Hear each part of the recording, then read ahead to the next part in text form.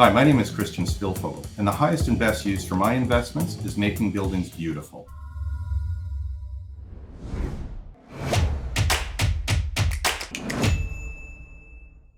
Thanks for tuning into the Highest and Best Use Real Estate Podcast, where we talk about techniques to optimize your land, structure, skill sets, and time, as well as the highest and best use principles to make your business more profitable, productive, and efficient.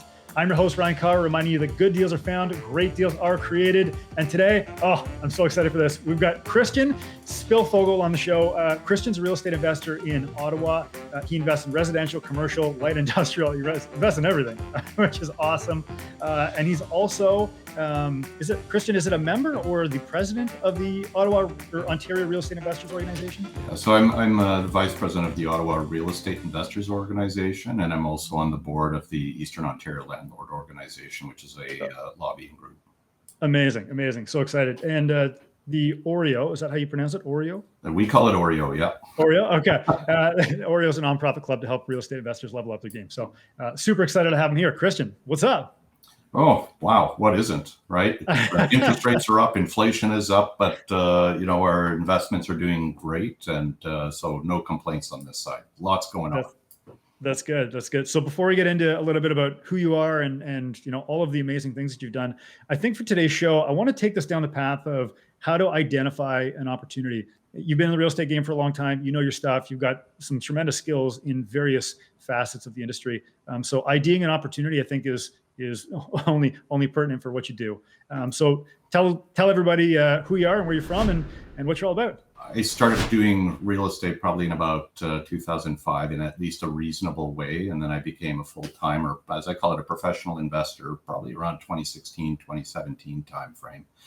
And I invest not just in real estate, but also in technology startups. And I do angel funding. And today, in fact, was board of directors days for a few companies. So it was a busy day already. Nice. Man, angel funding, that's cool. That's really cool. It's a completely different avenue from real estate. It is, and it is completely less deterministic. So I love real estate because it's actually quite a deterministic investment process. Mm-hmm. When you're doing angel funding with tech startups, it's you're investing in people followed by the technology. And there's a little bit of hope and prayer. I have no expectations that anything will actually result. And if it does, it takes about 10 years before you ever see a return. But in aggregate, the returns are pretty decent. Yeah. But you have to be incredibly patient and have low expectations. So is this the type of investment where you invest in, let's say, 10 companies, 7 are terrible, 2 might make it okay, and then 1 is an absolute grand slam and that pays for the other 8 or the other 9? Well, that tends to be the ratio. So I think that's really? That's very, very astute.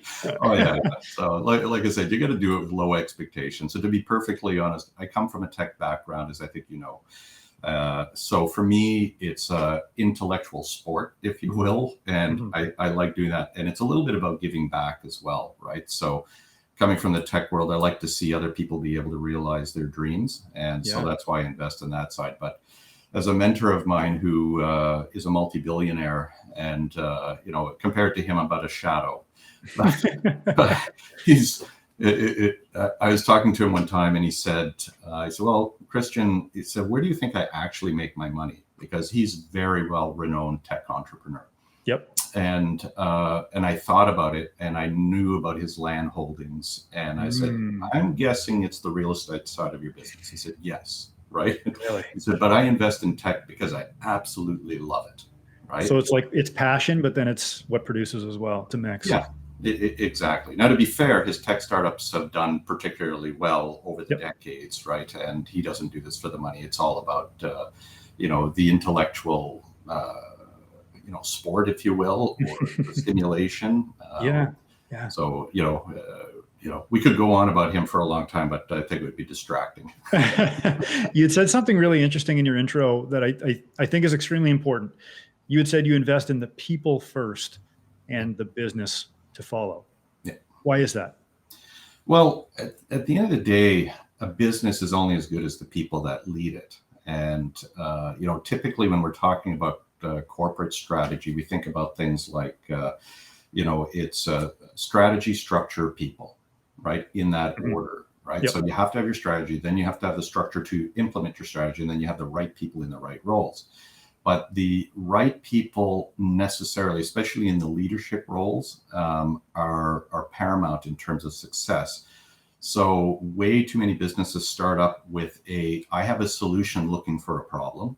Mm-hmm. And the really good entrepreneurs are recognizing a problem and then looking for a solution to implement it. And then I'm usually looking for within the individuals that are leading that business or leading that charge is how are they thinking?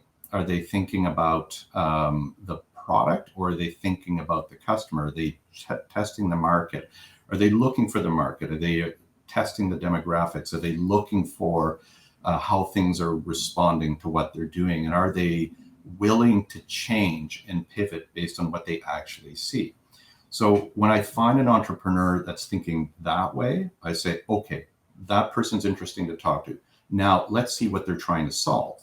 And then I take a look at that. And if I feel that one, the person is clearly someone who is adaptable, is ability to pivot, and not stuck in their own frame of mind, and they have a solution that I think is credible or that could easily be adjusted to meet the real market needs as they discover it, then that's when I'm in, right? And if we don't have those in that order, then I'm not in. The pivot. I think the pivot of all of those things you just said there, the pivot, especially being such a timely point in the real estate market right now, is so critical. You reposition buildings, you reposition assets.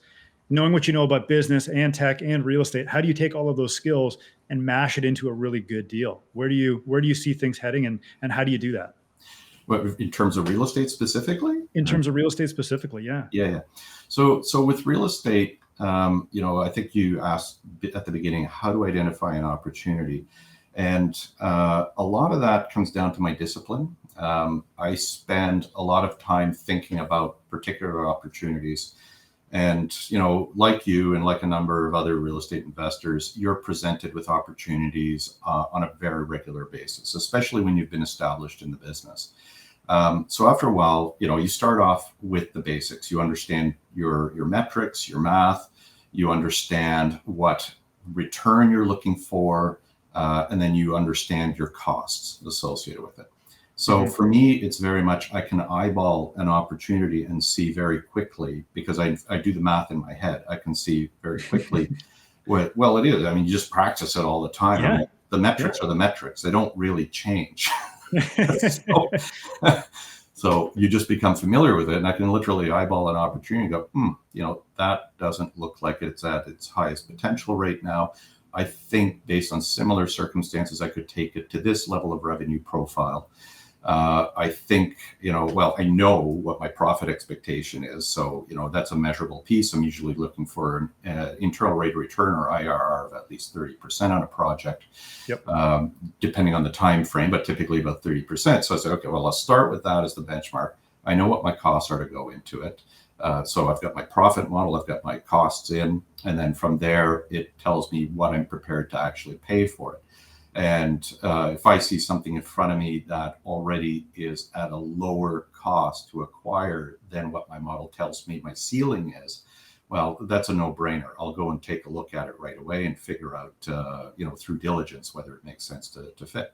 And at the same time, if it doesn't pass that initial test and I can't see it right off the bat, then typically, if it's marginal, I might dig a little further, but honestly, there's enough opportunities around that I'll usually just pass it.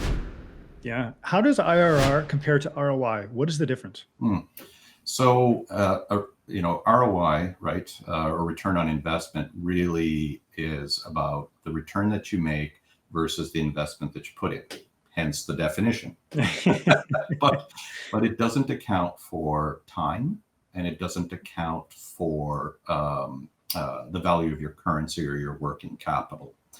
Or, another way to think about it is it doesn't account for inflation. Right. So an internal rate of return basically considers, technically what it is, it's the sum of the cumulative cash flows over a period of time, and then discounted effectively for inflation. So it gives you a view of what your return is going to look like on an inflation adjusted basis over a very specific period of time. And something that a lot of people don't understand about, even people who do understand what an IRR is, sometimes make the mistake of not recognizing that it's time dependent. So something that is, you don't really compare an IRR over 3 years versus an IRR of 5 years, right? You need to compare two like projects. So for me, I'm typically using, sometimes I'll use it at the exit or interim exit point, but typically my benchmark is what's the 5-year IRR on this? And I'll just compare any particular opportunity based on that. And would that be assuming that you're buying an asset, perhaps under market value, bringing it to highest and best use, and then cash flowing it for a portion of that duration? Or would that just be beginning of project to end of project before maybe you refinance or sell? Yeah, so it is the cumulative cash flows, just as you point out. And so when you're repositioning a project or you're bringing it to highest and best use, there's going to be periods of negative cash flow, right, and periods of positive cash flow. But one of the big injections, especially when you're doing a repositioning project, is when you do your interim exit, which would be a refinance, or if you choose to sell it, say if you're doing it as a flip, then when you sell it or refinance it, there's a big cash injection that comes back in on that piece of it, and that is part of your overall formula. And if you do this right, that big cash injection at the end makes up for all the evils that you had to put up with over the last few years. The evils. The negative cash flow is something that I just don't like saying. But I know that's an evil. It's like it's a necessary evil, but it's an evil. It is, and it's just part of your project cost. Yeah. And I'm a strict person about understanding the financials, and in a business such as what we do, Ryan, business structure is really important. The financial structure is very important. And when we talk about something on a project as being negative cash flow, we kind of have to recognize that most of that is sitting on what's called the balance sheet and not your income statement. Sure. And so when you do your refinance and you recapitalize the project, once it's stabilized, now you're talking about what's the cash flow on your income statement going forward when the project is complete. Going down the same path here before we get into some of your projects, how do you feel about return on equity? Is this a number that you use? Is this a metric that you use? Or is this something that some people use that you don't feel is necessary? That's a great question, because I see people throwing it around quite a bit. I do take into account return on equity, but what I find that most people don't calculate, return on equity properly. So, often what you see is people say, well, I did this particular project. I did a refinance on property A, and property A now has this larger debt. I took all that equity out, but now it's got this really big loan. And so it can affect what your return looks like if you allocate all of that loan to property A. And that's where people say, I'm not sure I'm getting the real return on equity I should, so maybe I need to dump this. And the thing that people need to consider is that there's attribution involved. So when you do that equity takeout, all you need to really count is the capital that was originally put into the project. So the original loans, the investment that you had to put in, and anything in excess of that from the equity takeout is no longer attributable to property A. It becomes attributable to property B. That is your next project. Because that allowed you to get into that investment. That's right. It allowed you to get into that investment, and the carrying costs are associated now with property B for that excess, equity you took out. But if you count only the original capital that went into the original property, then you'll find typically that your return on equity tends to be fairly decent.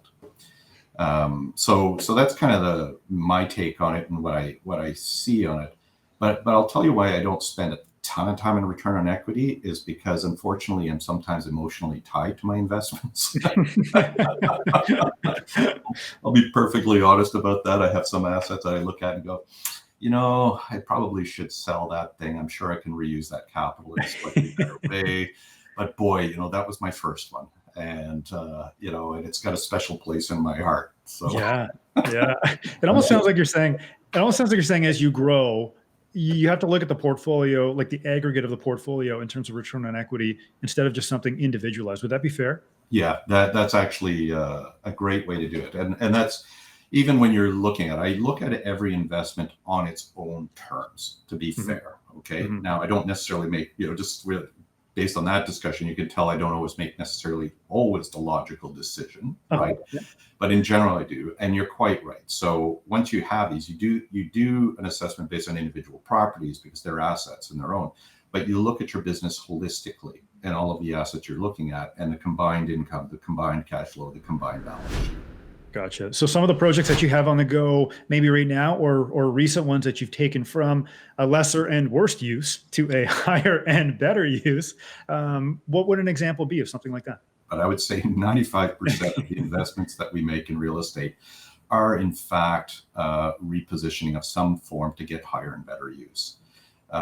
So our philosophy is really about one is the property we acquire either has to cash flow or has line of sight to cash flow. And when you think about the line of sight to cash flow, that necessarily means you're going to do something to fundamentally improve the property. And to improve the property necessarily increases the equity within that property because that's fundamental to what we need in our business case. So when we take that into account, I'm looking for cash flow contribution either now or when the project is complete. And I'm looking for, growth in the equity position and effectively the net worth of our business. So that's where we're always focused on. Now, the nature of the repositioning work can change. As you mentioned in your intro, we invest in a variety of asset classes. We do, I'd say about 70% in commercial residential. So basically multi-unit buildings in the commercial lending sphere. But we also do some light industrial. We have some office space. We have retail space within mixed use buildings. So that's basically the main asset classes that we deal with. Yeah. And one of the aspects, we were talking about pivoting before, is sometimes people get stuck on a particular asset class and that's what they want to be the best at forever. And repetition is fair, right? And it becomes very efficient. So I can't argue with that. But as you know, conditions change in a market. So why do I have light industrial? Because when I first became a professional investor, I was looking for highly cash flow assets. And light industrial at the time, you couldn't pick them up at the time for 8 and 10 cap. So it made for a great ballast for our business. Yeah. But I like commercial multifamily buildings. Here's the 4 walls and a roof and don't call me. well, that's the light industrial model for sure. That's right. For sure. So if we take a look at one of the examples, so let me take you through one building that we had, and pivot's going to come into this. So what it started with was it was a light industrial building. It was a manufacturing facility. We did our environmentals, passed our phase 1 and phase 2 environmentals. Everything looked super clean.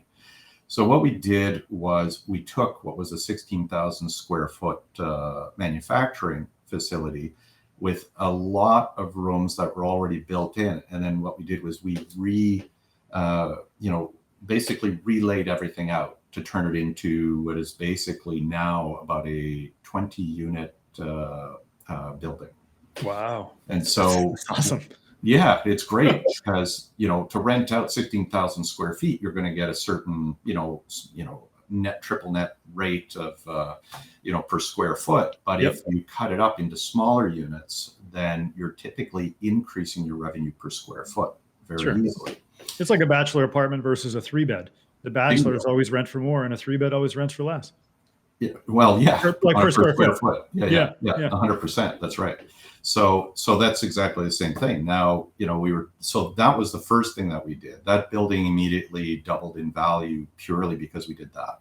Now, here's something that happened through the pandemic, and this goes back to pivoting. So what we had done was converted this manufacturing facility into a combination of some light industrial bays, and then where we didn't have bays, we converted them to office space. Now, anybody who's paid attention to what happened through the pandemic knows how much fun office space leasing became. So here's pivot. So my wife is my business partner. We work closely on this stuff, and we're always thinking about whether or not what we're doing is really, in fact, the highest and best use for that particular area. So, we were happy with what we were doing. We were leasing out, 2,000, 3,000 square feet at a time. It was really no nonsense. And then through the pandemic, of course, as leases expired, people started to disappear. So you can either lie down and hope for the best and just weather the storm, or you pivot and you change. And what we found was, even though people had told us before in that area, said, oh, you're not going to be able to do this, we've tried it, it's not successful. What we did was a number of these offices were already cut up into individual self-contained offices with doors. Wow. So we said, well, why don't we just rent out each of these offices on an individual basis? What's the worst that's going to happen? We might prematurely terminate leases if it doesn't become successful and we need to put a better tenant in. But what we found through the pandemic is there was a huge appetite for people to get away from the family, the dog barking, whatever it happened to be. Yeah, exactly. So they said, oh, well, that office space is only 10 minutes from my house versus a 40-minute commute to the office downtown, and where the boss said, I don't really want you in the office anyway. So we actually did very well. And in fact, a lot of those tenants became permanent tenants. Really? Wow. Yeah. They started up their own businesses in there. We offered everything as a gross lease within the office as opposed to a triple net, just to make it simple. You know what I love about that too is that they don't have to rent like a full 2,000 square foot unit. They just get their 12 by 10 or 15 by 50, whatever the unit is. They just get their one little piece, right? And that's all they're responsible for. That's it exactly, right? And in fact, we provide maintenance and cleaning services and kitchens and things like that. So we souped it up so that it becomes a nice living environment for them, if you will. Like it's a comfortable place to go. And in fact, we upped all of the decor in the building as well, so it doesn't look industrial. It doesn't look like your traditional office space. I'd be happy to send you pictures later. Yeah. But it looks fabulous inside. Chandeliers on the ceiling, that kind of thing, right? Nice. Very homey. I love it. It is. People come in and there's nice, comfortable furniture in the hallways that people can lounge in. It's, but through that process on a triple net basis, we were able to increase the revenue on a triple net basis by about 50% per square foot over what we did originally. And so I'm happy to say I'm in the middle of refinancing that one right now. And it's even at the high interest rates that we're at, Ryan, it's going to net a significant amount of capital back into our working capital budget. That's fantastic. How does it work for when you're cutting up offices like that? I mean, is it still one title? Is it condo? Do you need fire separations? How does it go? Yeah, no. So it's all owned by us. So and we lease out the space. So it's not condoized. We could have condoized it, but that's not what we really wanted to do. In terms of building code, it still applies. So we need permits with the town in order to make modifications to the building. And this kind of gets into a slight segue, but you'll appreciate this as it relates to due diligence. Okay. So we thought we had done a lot of due diligence on this particular building, and we're normally very careful about it. But we didn't see a particular note. So we did a compliance report as one of our things. We do fire code report, etc. And on the compliance report, there was a single sentence near the bottom of the report that said, "Oh, and you should also inquire with the building department." That's all it said. Right? Yeah, exactly. So with most cities, a compliance report is pretty complete. It tells you whether the permits are open or closed and all. Yeah. Not in this town, apparently. Oh my God. I discovered about 2-3 years ago, I had the chief building officer call me up and he said, yeah, Christian, do you own that building over in the industrial park? And I said, yep. And he said, we're doing an audit of all of our permits, because we're trying to put some better structure within the town. And I can't find a closed permit for that building. Dun, dun, dun. So I was like, is that a bad thing, Len? Yeah. And he What said, does this mean? yeah, he said it doesn't have to be. And fortunately, I had a fantastic reputation with the town and with the fire department because they know I do things right. Yeah. So he said, look, for a lot of people, we would be doing a lot of due diligence here. He said, but we're going to do an inspection. And then what I want you to do is I need you to get me samples of A, B, C, D, and E to demonstrate that we're up to fire code in areas. So, and I want you to do it at different parts of the building so that we believe it's there. So, if I didn't have that good reputation, I think it would have been more of a proctology exam. but they were very reasonable about it. And the bottom line, to get back to your original question here, is that we do need to make sure that between tenant units, there is appropriate fire separation and all the other building code requirements. Mm-hmm. Did you acquire this building? Actually, better question. How long ago did you acquire this building? That one was bought in 2017. 2017. So when you bought it, did you anticipate the micro units being as successful as they were, or did that sort of evolve because of the pandemic? It evolved because of the pandemic. I had considered it before because we had an empty unit that had 4 individual offices available, and we were having trouble leasing it pre-pandemic. And so I talked to a couple of other, big investors in the same community, and I said, hey, I'm just thinking about converting those into individual offices. What do you think? And that's where I was getting a feedback that said, well, I've tried that. We had some success. It really wasn't a resounding success, and I'd say that the revenue wasn't that good. So we kind of abandoned it at that point in time and just leased things a bit more conventionally. But it was the pandemic that kind of forced us to experiment. Wow.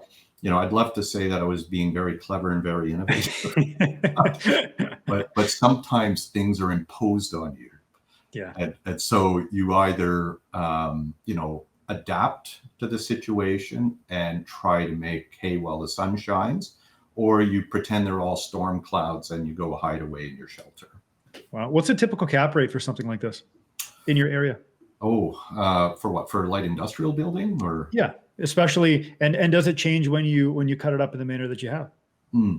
Well, so I'm going to get an appraisal shortly, so I'll let you know how the cap rate changed from when I first bought it. But when I first bought it, the cap rate was just shy of 10, so roughly 10%. So it cash flowed like a demon, even on acquisition. And it just does a hell of a lot better now, to the point where my LTV in that building is about 20%. So, wow. You can see there's a lot of capital to be reclaimed. Yeah. So the cap rates now in industrial building are going to be relatively low. My expectation, I've modeled it at about 7.5%, but I would not be shocked if the appraiser comes back and tells me it'd be 6.5 or 7%. And part of the reason is that there was such a demand for light industrial space, particularly through the pandemic, that people just couldn't find space in that sector. And the one thing that kept the cap rates up in the past was that often industrial is built to suit. So somebody says, I need 10,000 square feet of space. And then, somebody will go and just build it, and then someone will occupy it. And you can usually put those things up fairly quickly.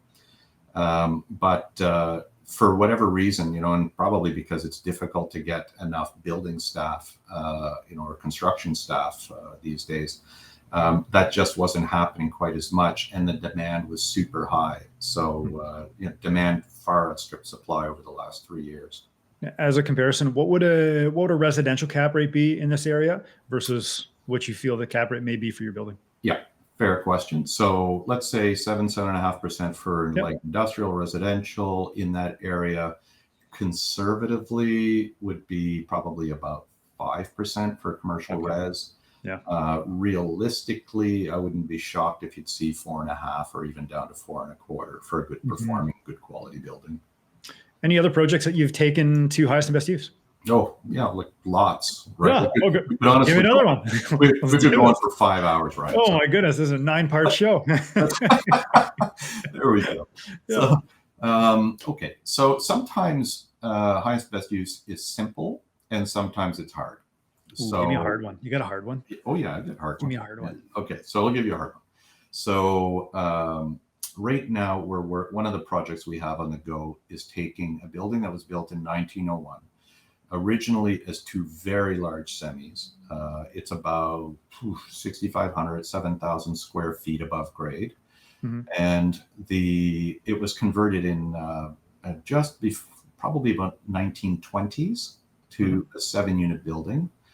And the previous owner has had it through most of his life and really did not invest in the building in terms of maintaining it other than what he had to as a bare minimum, to the point where handrails were constructed out of galvanized piping.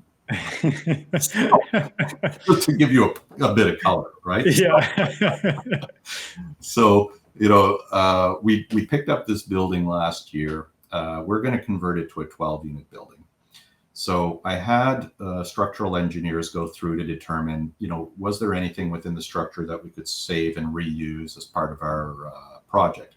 When I did the business case on acquisition, I assumed we would be gutting the building, but you're always trying to look for opportunity to save on cost. And for the most part, as it turns out, this building is structural brick. Okay, wow. So it does not rely on wood framing for any of the support or load-bearing structure. So that gave us a bit of carte blanche. We just replace, a few load-bearing pillars with steel beams and LVLs, and then we have wide open space on each of the floors to work with. So we literally, and everybody says they took it back to the bricks or back to the studs. We literally are taking it back to the bricks.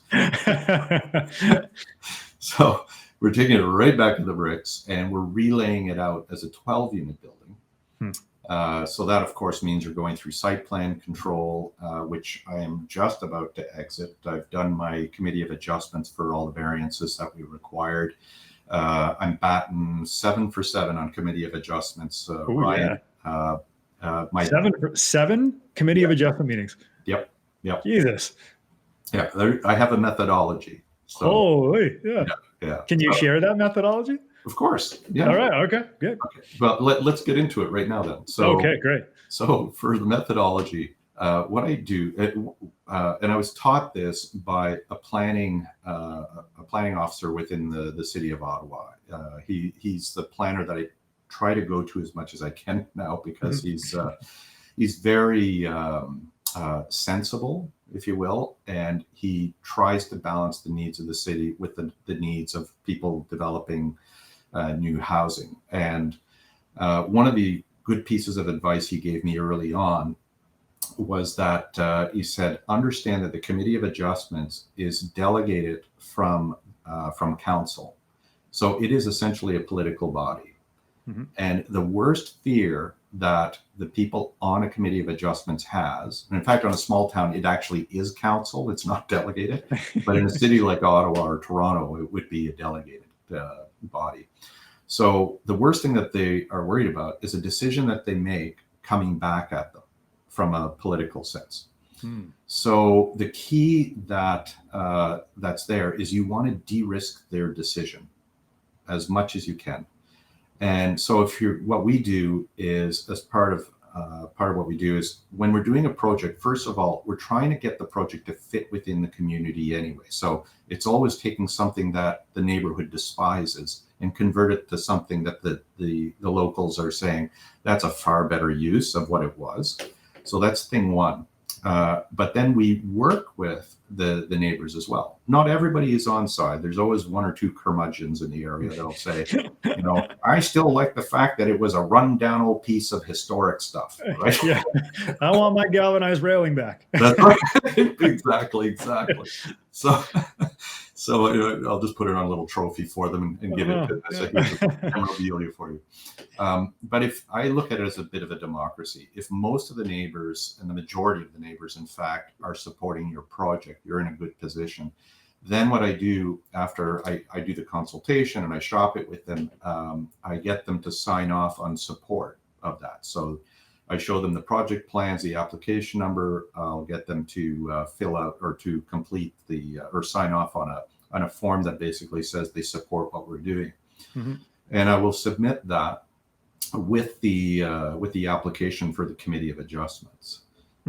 The other thing I'll do is I'll work with city staff, and usually with city staff, you have your site plan control coordinator, who's usually a senior planner in the city, and then there's usually someone within the planning department who liaises with the bureaucracy that deals with the Committee of Adjustments. Right? So there's a lot of people in that chain. So what I do is I work with them in terms of like, here's why I need these particular adjustments. And sometimes it's an as of right. So for example, old buildings have setbacks that don't comply to modern zoning requirements, and that's fine. So those are usually non-events. They're not a big deal, but then just a technical thing. Yeah. It's a technical thing. Exactly. Yeah. But then you have your asks. So for example, in this particular project, I had a few asks. One of my asks was simply that because I want to do, I want to make the front facade beautiful and symmetric. And right now it's kind of asymmetric, and somebody at some point put an ugly wart on it. So I said, I'm going to fix that, and I'm going to make it symmetric so that it actually enhances the neighborhood. Okay. But to do that, I need a better front setback that basically matches the hereditary right one that was already there. That's not a big deal. The one that I thought I was going to get more pushback on was the city of Ottawa requires that whenever you go above 10 units, 25% of the apartments have to be at least 2 bedrooms. And given the structure of the building, it was not going to be feasible to make sensible use of 2 bedrooms. I was able to squeeze one in, but I obviously needed a variance to allow me to have only 1 2-bedroom unit in the building versus what would have been a requirement of 3 in the finished building. So that was one where I had to work through my positioning with the city to the point where the representative that goes to the Committee of Adjustments and speaks on behalf of the planning office did a couple things. One is they helped support that that positioning that I had, and they helped me refine it as well, right? Because they said, actually, what you're doing is very sensible, and you know what? That bylaw was really meant for brand new builds, and what you're doing is you're trying to preserve an existing heritage building, but at the same time have affordable units. So they helped me refine the positioning of it. And so that was another key piece of how they helped in that. That's so important. I mean, the positioning of a file, you could be asking for the same thing, but if you can't articulate that in the way that somebody on the other side can digest it, whether it's politically or technically or what have you, I mean, a planner is crucial sometimes in that respect. Oh yeah, for sure. And on that file, it wasn't my biggest file. My biggest file probably had about 12 variances. You have your own seat there or what? Like, holy. Well, you know what happens when you have 12 variances? They push you to the end of the agenda. Yeah, they're like, oh, this guy again. Gosh. Yeah. They go, ooh, 12 variances. This isn't going to be pretty. I'm sure there'll be some protests and pitchforks and torches coming into the place. So they put you at the end of the agenda with all the other contentious matters. And that one, because I'd done my homework, that one took 10 minutes to get through Committee of Adjustments. Wow. The one that I just described to you, where that one, I think we had 7 variances on it. I went through Committee of Adjustments about 4 weeks ago. So I should be clearing my appeals period in the next couple of days. But that one was a slam dunk. It was like under 4 minutes, right? They literally just said, can you just give us an idea of why you need these variances? And I spent about 90 seconds, 2 minutes describing the thesis behind it and the positioning. Then they asked the planning group, they said, you guys support this? Oh yeah, no, he's been wonderful to work with, and we're good with what they're doing. We think it meets the intent. And so the committee just took a vote right away, and it was unanimous, and off we went. Wow. When you're buying a property like this, do you bank on getting the variances to make the project work? Or how do you position yourself such as that if you don't get the variances, or the building turns out to be more historic than you thought, or something happens, then what do you do? Yeah. Well, absolutely. So you always have to have a plan B and a plan C. So plan A is going to be the most profitable course of action. So you definitely go down that path first. Now, Of course, right? And maybe I shouldn't be saying this on a public channel, but when it goes to the committee of adjustments, of course, it's all or nothing, right? Like if I can't do this, I can't do anything. I can't add another set of affordable units to this. And in this case, that was probably close to the truth. The business case was fine. Like if I just wanted to renovate the 7 units and do that, that actually was my original business thesis. So when I put my business case together, I assumed we were going to just do a 7-unit renovation and be done with it. It would have been, a decent return. I think it was like a 40% IRR, relatively low risk. But then when we realized what we had from a structural brick perspective, I just went back to my architect and I said, Dave, just assume we have carte blanche on this. What could we do? Right. So then he went back and relayed it out as a 12-unit building. And I reran the business case on that. And the return was far, far better. Wow. So, and then, of course, it's adding units to the city, which needs more, available rental housing. So it just seemed to me that this was a better way to go. And was there a variance for density as well? I'm sorry? Was there a variance on density as well? No, not. There wasn't any requirement of that. That would actually require a rezoning in the city of Ottawa if you increase the density. Really? But this was already zoned in Ottawa. It's called R4UD, which is about the best you can do without actually building a tower. So in terms of the entitlements, I was in great shape. I probably could add more units, and we are setting up the infrastructure in the building, in fact, to be able to, it's being provisioned to be able to add an additional tower at the back of the property. So we're running, for example, I'm upgrading the sewer lines, I'm upgrading the water lines. So I'm going to put 2-inch water pipes into the building. And we're going to run it and power as well, right? Unfortunately, there's only one single phase power on that street. So I'm probably going to have to put a pad-mounted transformer.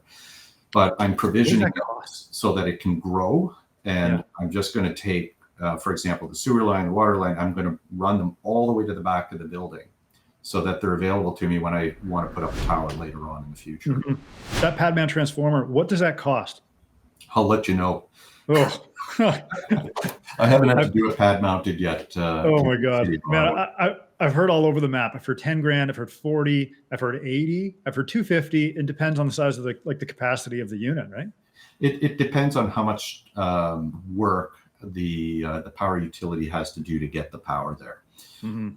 So I've put in 400 amp transformers, and in that scenario, including trenching, transformer. And everything, it worked out to about $50,000 all in. So I didn't, it wasn't great, but it is what it is. Sure. In this particular case, it's a little hard to say. Now I'm not going to have to do nearly as much trenching because where the pole actually sits is on the front lawn. So it's on the city side of the front line. Thank you. But I only have to trench maybe about 15 feet. So wow, that's significantly different than being on the other side of the street, ripping up the road and doing all that, right? Bingo, exactly. And I was lucky on another project. So the 400 amp transformer one that I did, the pole again was right in front of the building, but I had to trench all the way to the back of the building, right, because of the layout we had chosen. But in this case, we've put the utilities in the front part of the building. And so water, sewer, and power will be delivered effectively in the same trench. So I end up saving a lot of cost there. Is there one thing, if you had to take all of your ideas and crunch it down into one specific, most important thing that you look for when acquiring a property to take it to highest and best use, what would the one most important thing be? The one thing we'll say residential. Okay. Well, it depends what angle you're looking for, Ryan. But the first, it's what I said earlier. My business case has to make sense. So I'm looking for net worth expansion, right? And I'm looking for cash flow and exit, right? Post attribution. So So just as I talked about that attribution rule before, right? So post attribution, it has to cash flow and it has to increase our working capital or the net worth of our company. Yeah. Where do you think the most money's made in these type of deals? Wow, that's where's the most money made? If I look at it in those parameters, boy, I don't even know how to answer that question effectively, Ryan. I mean, it depends what you value. And I value the working capital that we bring in. I value the cash flow it brings in. Cash flow is my number one thing. Any solid business must have solid cash flow plans. So I guess at the end of the day, if when all the chips land on the ground, the property has to cash flow, right? I'm not going to subsidize a property on the long term, unless I'm land banking. That's slightly different. Then it has to have net worth expansion, or balance sheet expansion is the proper word that I use. And then the third element is I have to really like the building. I want to be able to look at that building, and I want tenants to look at that building and say, wow, I like this. This is beautiful. And we really, one of the pillars of our company is, our pillars are basically tenant as a customer, ethical investing, and pride in our properties. And the pride in our properties is very important to us. It's not just how we maintain it, but we try to beautify it. We put, sculptures and works of art in front of the building. We're going to add, people will want to actually be out in the yards because they have gardens and they look good. And we take account of the architectural detail. So sorry, I can't nail it down to one thing. I guess there's three things, but if you pin me down to one thing, it's probably going to be the cash flow. I love it, man. Thank you so much for being on the show today. I just, when I have guests on like you, you can see that there's a real genuine passion here for what you do, whether it's, light industrial or residential, or finding highest and best use in some capacity through creative renovation. I mean, just, you've got the width and you've got the depth. And I think being on this side of the microphone, it's really inspiring to hear your story. And I really appreciate you being here today. Great. Thank you for having me, Ryan. This was fun, actually. And this was a great line of questioning. So, where can people find out more about you? Our website is aliferous.ca, which is aliferous.ca. I'm very present on social media. We don't take external investors in, so I'll just be upfront. I don't do this because I'm looking for investors. I like to give back and help others within the business to achieve their own financial independence. So feel free to reach out to me. Christian Szpilfogel, thanks for being here. Thanks again for listening to the Highest and Best Use podcast. Reminder to sign up for the book at thehighestandbestuse.com. I'm your host, Ryan Carr, reminding you that good deals are found, great deals are created. Like, share, follow, and subscribe, and we will see you on the next episode.